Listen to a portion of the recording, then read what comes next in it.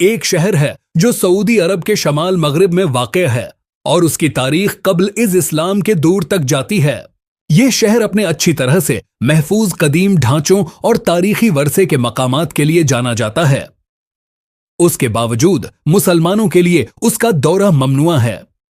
یہ پابندی ایک تاریخی واقعے کی بنا پر ہے جو نبی اکرم صلی اللہ علیہ وسلم کی زندگی میں پیش آیا تھا۔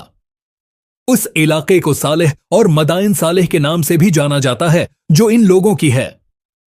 قوم تھی جو پہاڑوں میں گھر بنانے کے ماہر تھے۔ یہ علاقہ زرخیز تھا لیکن اس کی قدرتی دولت نے اس کے لوگوں کو مغرور بنا دیا تھا۔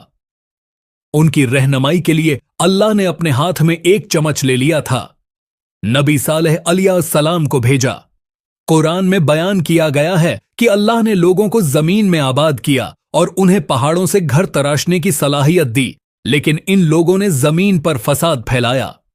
صالح علیہ السلام کی نبوت کو ماننے کے بجائے انہوں نے ان سے معجزہ دکھانے کا مطالبہ کیا اور ایک اونٹنی کو چٹانوں سے نکلوانے کا کہا۔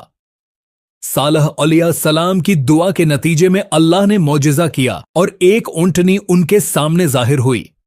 بعض لوگوں نے اس پر ایمان لایا لیکن کچھ نے انکار کیا اور 2 لوگوں نے اس اونٹنی کو قتل کر دیا۔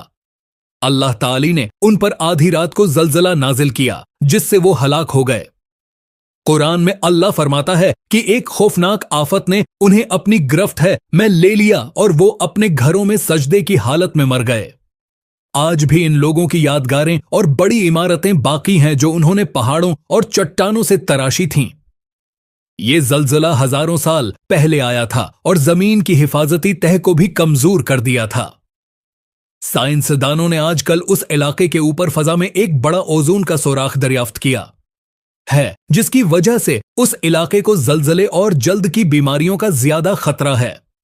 رسول اللہ صلی اللہ علیہ وسلم جب جنگ تبوک کے لیے اس علاقے سے گزرے تو آپ نے اپنے ساتھیوں کو اس علاقے سے جلدی گزرنے کا حکم دیا اور انہیں صرف اس کنویں کا پانی پینے کا حکم دیا جو صالح کی اونٹنی کے زیر استعمال تھا۔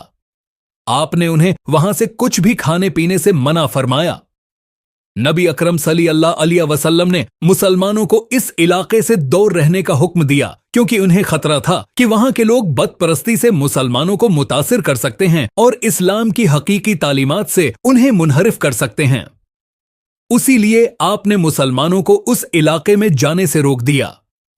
یہ حکم مسلمانوں کے ایمان کو محفوظ رکھنے کے لیے تھا تاکہ وہ بیرونی اثرات سے متاثر نہ ہوں۔